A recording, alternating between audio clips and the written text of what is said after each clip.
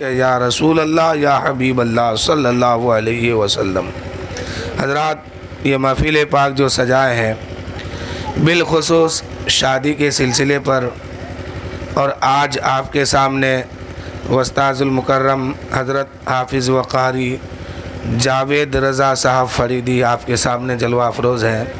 شادی کے تعلق سے حضرت ابھی گفتگو آپ سے کریں گے، بس میں مختصر انداز میں صرف آپ کے مزاج بناتے ہوئے کچھ باتیں آپ کے سامنے میں رکھنا چاہتا ہوں، پھر حضرت کی تقریر ہوگی انشاءاللہ۔ یہ جو محفل سجائے ہیں ہمارے خورشید خان صاحب، اپنے بیٹے کی شادی میں ہے شاید۔ اللہ تعالیٰ کی بارگاہ میں دعا ہے کہ مولا سنت مصطفیٰ پر عمل کر کے ان کو اپنے بیٹے کی شادی اور نکاح کرنے کی توفیق عطا فرما۔ دنیا میں دیکھیے، جو بھی رشتہ ہے، چاہے ماں کا رشتہ ہو، بھائی کا رشتہ ہو، بہن ہو، دادا ہو، دادی ہو، پھپھو ہو، خالہ ہو، نانی ہو، سارا رشتہ جو ہے زمین پر آ کے بنا۔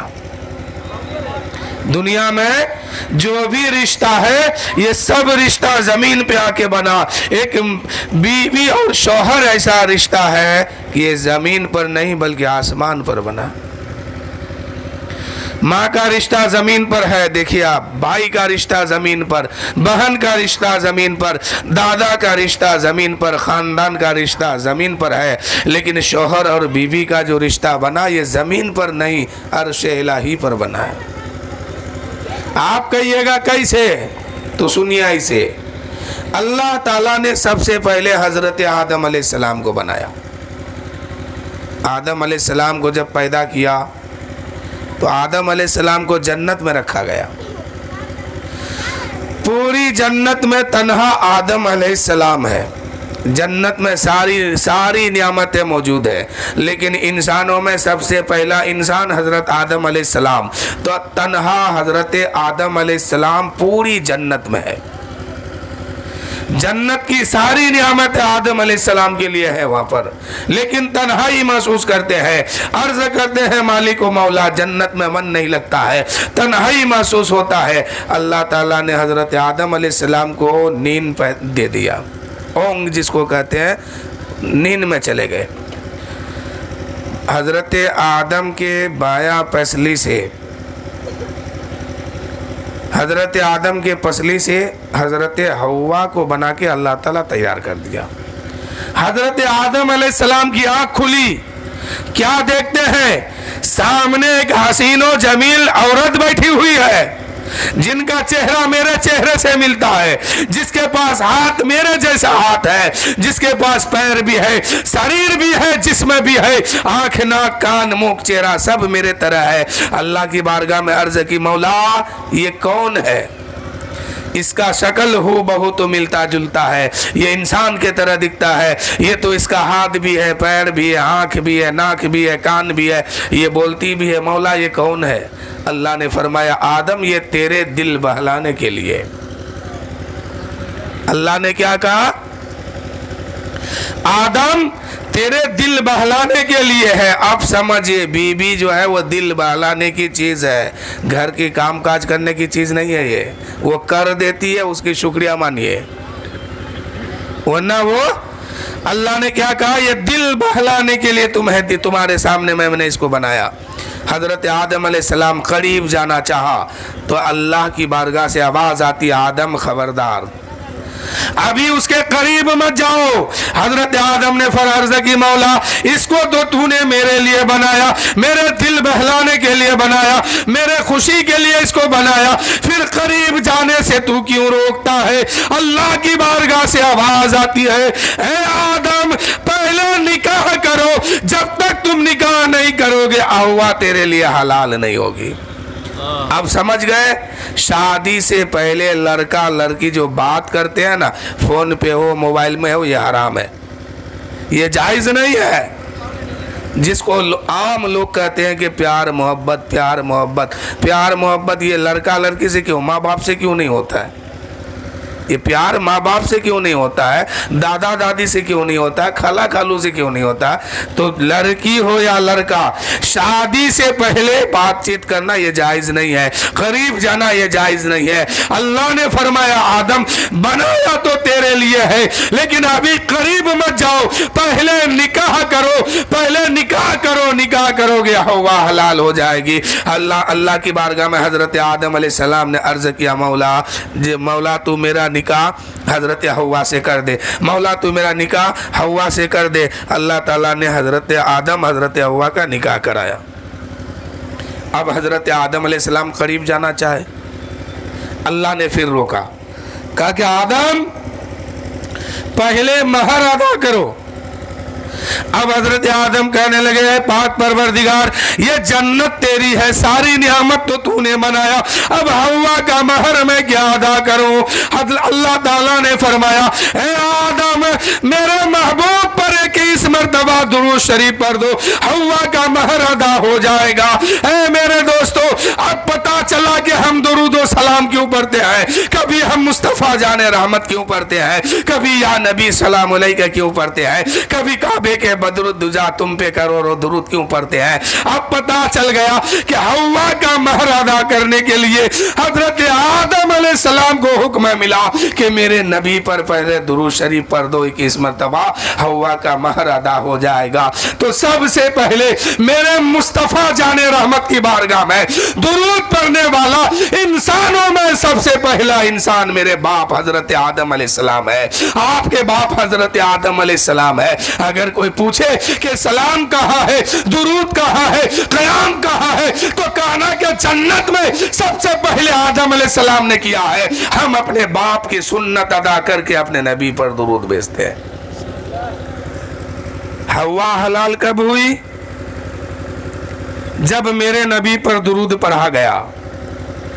अब जो हलाली है वो कभी दुरूद से पीछे नहीं हटेगा, हर वक्त दुरूद पढ़ेगा वो जब मौका मिलेगा, क्योंकि आशिक मोहब्बत करते हैं तो फिर वो रुकते नहीं है। अब हवा हलाल हो गई है, बात मैं मुख्तसर कर रहा हूँ इसलिए कि हजरत की तकरीर होगी आज। ये मेरे उस्ताद मोहतरम है, बचपन से मैं इनके सामने पढ़ रहा था। अल्लाह का करम देखिए, इनकी मोहब्बत देखिए कि आज इस मंजिल पर खड़ा कर दिए। ये इनकी मेहरबानी है और मेहनत का नतीजा है ये कि बचपन से पढ़ाए भी और आज आप उनके सामने हम बोलने के लायक भी बन गए। अल्लाह करे हजरत की उम्र में और बरकत अता फरमाए, कामयाबी हर जगह अता फरमाए। हवा हलाल हो गई, महर मेरे नबी पर दुरूद शरीफ। अब कुछ दिन तक अल्लाह ताला ने जब तक चाहा हजरत आदम हजरत हवा। अब जन्नत में कितने लोग हैं, इंसान कितने हैं? 2। पूरी जन्नत 2 इंसान जब तक अल्लाह चाहा रखा। लेकिन अल्लाह को तो दुनिया बनाना था, दुनिया में भेजना था, तो कुछ उसका जरिया बनाया। फिर आदम अलैहिस्सलाम को और हवा अलैहिस्सलाम को दुनिया में भेज दिया जन्नत से निकाल कर। बहरहाल आए तो आदम अलैहिस्सलाम कहाँ है? हिंदुस्तान की धरती पर। हवा अलैहिस्सलाम कहाँ है? जद्दा की धरती पर। अब पता चला कि हिंदुस्तान में एक शेर हम लोग पढ़ते हैं कि सारे जहां से अच्छा हिंदुस्तान हमारा, हम बुलबुले हैं इसके ये गुलसिता हमारा। क्यों पढ़ते हैं? इसलिए नहीं पढ़ते हैं कि इस हिंदुस्तान में गंगा जमुना बहता है, लाल किला है, ताजमहल है, नहीं, बल्कि इसलिए पढ़ते हैं कि सबसे पहला इंसान हिंदुस्तान के धरती पर आया है, सबसे पहला नबी हिंदुस्तान के धरती पर तशरीफ लाया है, सबसे पहले अल्लाह का मुखबिर बन के अल्लाह का खबर देने वाला हिंदुस्तान में तशरीफ लाया है। सबसे पहले अजान हिंदुस्तान के धरती से हुई है, सबसे पहले सबसे पहला हाजी हिंदुस्तान के धरती में, सबसे पहला नमाजी हिंदुस्तान के धरती पर, सबसे पहली बार अजान हिंदुस्तान के धरती पर, और सबसे पहला नबी हजरत आदम अलैहिस्सलाम हिंदुस्तान के धरती पर, और हजरत जिब्राइल अलैहिस्सलाम भी आए तो हिंदुस्तान के धरती पर। پھر ہم مچل کے کہتے ہیں سارے جہاں سے اچھا ہندوستان ہمارا، ہم بلبلے ہیں اس کے یہ گلستاں ہمارا، مچل مچل کے ہم کہتے ہیں، اس لیے کہ سب سے پہلی بار جو نماز پڑھی گئی ہے وہ ہندوستان کے دھرتی سے پڑھی گئی ہے، سب سے پہلی بار جو اذان دی گئی ہے وہ ہندوستان کے دھرتی پر ہوئی ہے، سب سے پہلا نبی ہندوستان کے دھرتی پر، نور محمدی ہندوستان کے دھرتی پر آئے ہیں، اس کے بعد گئے تمام نبیوں کا تمام نبیوں سے پہلے، تمام انسانوں سے پہلے، سب سے پہلے حضرت آدم علیہ السلام ہندوستان کے دھرتی پر تشریف لائے۔ کچھ دن کے بعد پھر دل میں خیال آیا کہ جنت میں تو اکیلے نہیں تھا، میری بیوی بھی تو تھی، جنت میں اکیلے تو نہیں تھا، میری بیوی بھی تو تھی، وہ کہاں ہے کدھر ہے پتا کرو۔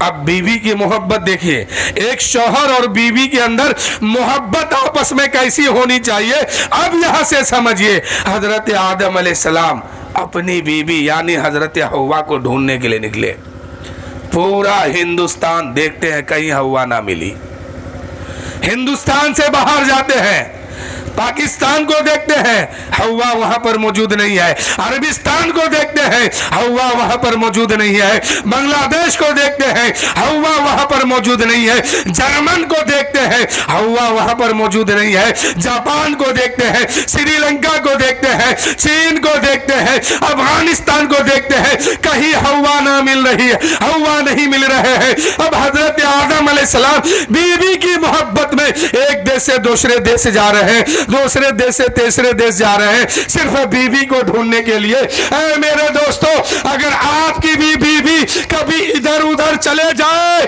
اور اس کو ڈھونڈنے نکلو، تلاش کرنے نکلو، کوئی اگر پوچھے کہ کیا کر رہے ہو تو کہہ دینا ہم اپنے باپ کی سنت کو ادا کر رہے ہیں اور اپنی بیوی کو تلاش کر رہے ہیں۔ بیوی کو تلاش کرنا، بیوی سے محبت کرنا، بیوی سے الفت کرنا، بیوی سے پیار کرنا، یہ حضرت آدم علیہ السلام کی سنت ہے۔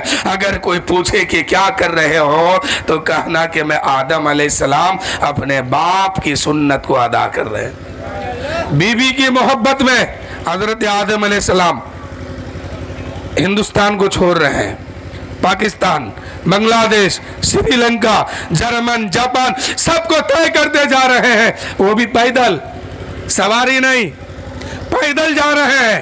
اس وقت روڈ بنی ہوئی نہیں تھی، چلے جا رہے ہیں، بیوی کی محبت ہے۔ یہ پہنچ گئے عرب کے ممالک میں، عرب میں پہنچتے ہیں، دیکھتے ہیں بیوی نہیں ہے، خانہ کعبہ کے چکر لگائے، بیوی نہیں ہے، صفا و مروہ پہاڑ پر گھومتے ہیں، بیوی نہ مل سکی، لیکن آگے بڑھتے ہیں، عرفات کے میدان میں پہنچتے ہیں، کیا دیکھتے ہیں ایک خاتون بیٹھی ہوئی ہے، ایک حسین و جمیل عورت بیٹھی ہوئی ہے، ادھر شوہر کی نظر بیوی پر پڑتی ہے، بیوی کی نظر شوہر پر پڑی ہے، بیوی نے شوہر کو پہچانی ہے، شوہر نے بیوی کو پہچانا ہے، اور دونوں کی نظر مل گئی، آپس میں جڑ گئے۔ اللہ کو یہ ادا اتنی پسند آیا کہ اعلان کر دیا، اے دنیا بھر کے حاجیوں، آؤ حج کرنے، خانہ کعبہ کا طواف کرو، خانہ کعبہ کا چکر لگاؤ، صفا و مروہ کا سعی کرو، مزدلفہ میں جاؤ، مقام ابراہیم پر جاؤ اور حجر اسود کو چوم لو، عرفات کے میدان میں آؤ گے، میاں بیوی کی یاد کو تازہ کرو گے، یہاں سے حج مکمل ہو جائے گا۔ یہ بیوی کی محبت ہے۔ اللہ تعالیٰ کی بارگاہ میں دعا ہے کہ مولا جس کی بھی بیوی ہے ان کو آدم علیہ السلام کی محبت کا صدقہ عطا فرما۔ بیوی سے محبت کرنا، ان کو پیار دینا، یہ ہمارے اور آپ کے باپ حضرت آدم علیہ السلام کی سنت ہے یہ۔ اور اللہ کے نبی صلی اللہ علیہ وآلہ وسلم ارشاد فرماتے ہیں، النکاح من سنتی فمن رغب عن سنتی فلیس منی۔ اے لوگوں نکاح کرو، نکاح کرنا میری پسندیدہ سنت ہے۔ تو یہ پسندیدہ سنت کو کل ہمارے خورشید صاحب یا پرسوں ادا کرنے جا رہے ہیں، لیکن ادا کرنے سے پہلے ایک بات میں ضرور کہوں گا کہ سنت ہی سمجھ کر کے اپنے گھر میں شادی کرنا اور نکاح کرنا. اس میں جتنا غلط کام آج کے دور میں ہوتا ہے، ڈی جے، باجا، گانا، دارو، تاری، شراب، جوا، ان سب حرام کاموں سے محفوظ ہو جانا. جس شادی میں یہ حرام کام نہیں ہوتے ہیں، پھر اس شادی میں دیکھیے کہ اللہ تعالیٰ برکت کتنی عطا فرماتا ہے. آج لوگ کہتے ہیں شادی کر کے آئے ہیں، 2 مہینہ نہیں گزرا ہے، ساس سسر سے الگ ہے، ساس بہو میں جھگڑا ہے، بہو ساس میں جھگڑا ہے. آخر یہ ہوتا کیوں ہے؟ تو میرے دوستو، سنت مصطفیٰ کے خلاف شادی کرو گے تو پھر یہ معاملہ سامنے آئے گا، اور سنت نبی پر عمل کر کے اپنے بچوں کی شادی کرو گے تو انشاءاللہ وہ شادی میں اللہ تعالیٰ برکت بھی دے گا، اور اس شادی سے آپ کو سکون اور خوشحالی بھی ملے گی. میرے آقا فرماتے ہیں لوگ شادی کرتے ہیں 4 چیز کی بنیاد پر. حسن کی بنیاد پر. میں آخری بات بتا رہا ہوں، اس کے بعد حضرت کی تقریر ہوگی. 1-1.5 گھنٹہ حضرت تقریر کریں گے. میں آخری بات بتا رہا ہوں. حضور فرماتے ہیں کہ لوگ شادی کرتے ہیں، آج کے دور میں لوگ شادی کرتے ہیں 4 چیزوں کی بنیاد پر. کون کون ہے وہ 4 جانتے ہیں آپ لوگ؟ ایک تو یہ کہ دولت کی بنیاد پر لوگ شادی کرتے ہیں. دوسری بات یہ کہ لوگ خاندان کی بنیاد پر شادی کرتے ہیں. تیسری بات یہ کہ لوگ حسن کی بنیاد پر شادی کرتے ہیں.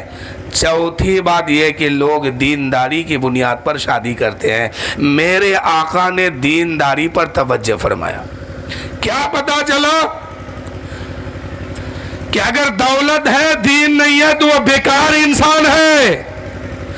عزت شہرت ہے اور اس کے پاس دین نہیں ہے، شریعت مصطفیٰ نہیں ہے، سنت نبی اس کے گھر میں نہیں ہے، وہاں رشتہ کرنے کا حکم نہیں ہے. رشتہ وہی کرنے کا حکم ہے جہاں لوگ سنت مصطفیٰ پر عمل کر کے اپنی زندگی گزارتے ہو. دوسری بات کیا کہ لوگ خاندان دیکھ کر کے رشتہ کرتے ہیں کہ اونچا خاندان کا ہے کہ نہیں. لیکن اللہ کے نزدیک محبوب بندہ وہی ہے جو اللہ کی یاد میں، رسول کی محبت میں اپنی زندگی گزارتا ہے. وہ انسان یہاں بھی کامیاب ہے، وہاں بھی کامیاب ہے، اور اللہ و رسول کی نظر میں اس کی قیمت بھی ہے. ورنہ خاندان اونچ نیچ سے کوئی فائدہ نہیں ہے. اور تیسری بات حسن کی بنیاد پر. تو جو انسان اللہ و رسول کی بات مان کے اپنی زندگی گزارتا ہے، اس سے زیادہ خوبصورت دنیا میں کوئی نہیں ہے. جو انسان اللہ کی عبادت کرتا ہے، رسول پاک کی فرما برداری کرتا ہے، اپنے نبی سے سچی محبت کرتا ہے، تو پھر وہ غریب ہو یا امیر ہو اس سے فرق نہیں پڑتا ہے. آسمان سے فرشتے رات میں اس کے گھر میں اس کے چہرے کی زیارت کے لیے اترتے ہیں. یہ اس بندے کا مقام ہے. چوتھی بات کیا کہ دینداری پر. تو آقا نے دینداری پر توجہ فرمائی ہے. پتا کیا چلا کہ خاندان اچھا ہے لیکن دین نہیں ہے، وہ خاندان بیکار ہے. دولت والے ہیں لیکن سنت مصطفیٰ پر چلنے والے لوگ اس گھر میں نہیں ہے، وہ دولت بیکار ہے. حسن اچھا ہے لیکن نبی کی سنت اس کے گھر میں نہیں ہے، شریعت محمدی اس کے گھر میں نہیں ہے، وہ حسن بیکار ہے. اور جس گھر میں حسن ہو اور شریعت بھی ہو، اس سے اچھا گھر کہیں نہیں ملے گا. جس خاندان میں اونچا خاندان بھی ہو اور سنت پر چلنے والے لوگ ہو، شریعت پر چلنے والے لوگ ہو، ایسا خاندان اتنا اچھا خاندان ہے، اس سے اچھا خاندان اور کوئی دوسرا نہیں ملے گا. دولت بھی ہو لیکن دولت جہاں ہے وہی نبی کی سنت بھی ہو، وہی نبی کی محبت بھی ہو، وہی نبی کی شریعت بھی ہو، وہی پر اللہ کی عبادت بھی ہو. تو ایسے دولت والے دنیا میں اچھے لوگ ہیں. کیا پتا چلا کہ دولت بھی ہو، دین بھی ہو، شہرت بھی ہو، دین بھی ہو، سنت بھی ہو، عمل بھی ہو، خاندان بھی ہو، نبی کی شریعت ہو، خاندان بھی ہو، نبی کی محبت ہو، حسن والے ہو، نمازی بھی ہو، حسن والے ہو، عقیدت مند ہو، حسن والے ہو، ایمان والے ہو، حسن والے ہو، اللہ کی عبادت کرنے والے لوگ ہو. تو ایسے گھر میں شوق سے اپنا رشتہ کیجئے. ایسا میں نہیں کہتا کہ آپ غریب گھر میں کیجئے، لیکن اسی امیر کے ہاں رشتہ کیجئے جس امیر کے گھر میں نبی کی سنت موجود ہو، جس اونچے خاندان کے گھر میں نبی کی شریعت موجود ہو، جس حسن والے کے گھر میں آپ رشتہ کرنے جاتے ہیں اس گھر میں نبی کی بات ہوتی ہو، نبی کی شریعت چلتی ہو، ایسے گھر میں رشتہ کیجئے تو پھر انشاءاللہ دین بھی ملے گا، یہاں بھی کامیاب ہوں گے، وہاں بھی کامیاب ہوں گے۔ آج لوگ پریشان ہیں شادی کے 2 مہینہ بعد 2 سال بعد پریشان کیوں ہوتا ہے شادی سے؟ اس لیے ہوتا ہے کہ شادی سے پہلے سب کچھ دیکھتا ہے کہ خاندان کیسا ہے، دولت کتنی ہے، زمین کتنی ہے، جائیداد کتنا ہے، شہرت کتنی ہے، اور اونچے خاندان والے ہیں کہ نہیں ہے، حسن والے ہیں کہ نہیں ہے، خوبصورتی ہے کہ نہیں ہے۔ نہیں دیکھتے ہیں تو مسلمان کیا نہیں دیکھتے ہیں؟ دین نہیں دیکھتے ہیں، اسلام نہیں دیکھتے ہیں۔ لیکن میرے دوستو، آپ دولت کو پیچھے چھوڑ دو، حسن کو بھی پیچھے چھوڑو، اونچے خاندان والے کو بھی چھوڑو، جہاں رشتہ کرتے ہو کیجئے، لیکن سب سے پہلے دیکھیے کہ ہم جس کے گھر میں رشتہ کرنے آئے ہیں وہ لوگ دیندار ہے کہ نہیں ہے، نبی کی سنت پر عمل کرنے والے ہیں کہ نہیں ہے، نبی کی شریعت پر چلنے والے ہیں کہ نہیں ہے، اللہ کی عبادت کرنے والے لوگ نمازی ہے کہ نہیں ہے۔ سب کچھ بعد میں دیکھیے، پہلے دیکھیے کہ دیندار ہے کہ نہیں ہے، اللہ سے ڈرنے والا ہے کہ نہیں ہے، رسول سے محبت کرنے والا ہے کہ نہیں ہے۔ جب ایسا گھر ملے اور ایسی لڑکی ملے، ایسا لڑکا ملے، تو چاہے غریب ہو یا امیر ہو، شوق سے اس رشتے کو منظور کرو۔ اللہ تعالیٰ کی بارگاہ میں دعا ہے کہ مولا ہم سب کو ہر موڑ پر کامیابی عطا فرما، اور جن کی شادی ہے مولا ابھی سے لے کے شادی ہونے تک، مولا اس پر خاص رحم و کرم کی بارش فرما، اور سنت مصطفیٰ پر عمل کر کے نکاح کرنے کی توفیق عطا فرما۔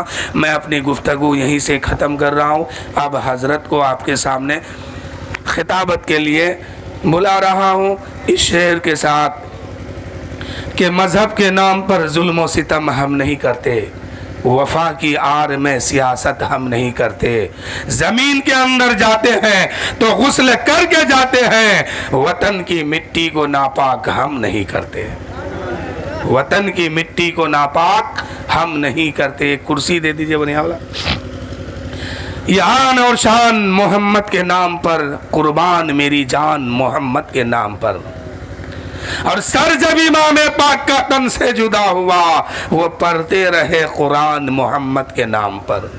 آپ لوگ زیادہ کھیتی والے آدمی ہیں نا، ایک شعر میں آپ لوگ کے لیے بول رہا ہوں، دیکھیں آپ لوگ کتنا جگے ہوئے سن رہے ہیں کہ نیند میں ہے کہ آدھے نیند میں ہے، اب یہ پتہ چل جائے گا کہ لگتا نہیں ہے کبھی گھن اس اناج میں، لگتا نہیں ہے گھن کبھی اس اناج میں، بوتا ہے جو کسان محمد کے نام پر، بوتا ہے جو کسان محمد کے نام پر، اور برسات کی محتاج نہیں ذات ہماری، برسات کی محتاج نہیں ذات ہماری، بو دیں گے ہم اپنا دھان محمد کے نام پر، بو دیں گے ہم اپنا دھان محمد کے نام پر، قربان میری جان محمد کے نام پر۔ پھر میں آخر میں حضرت کی بارگاہ میں دستک دے رہا ہوں بس اسی شعر کے ساتھ کہ مذہب کے نام پر ظلم و ستم ہم نہیں کرتے، وفا کی آڑ میں سیاست ہم نہیں کرتے، اور زمین کے اندر جاتے ہیں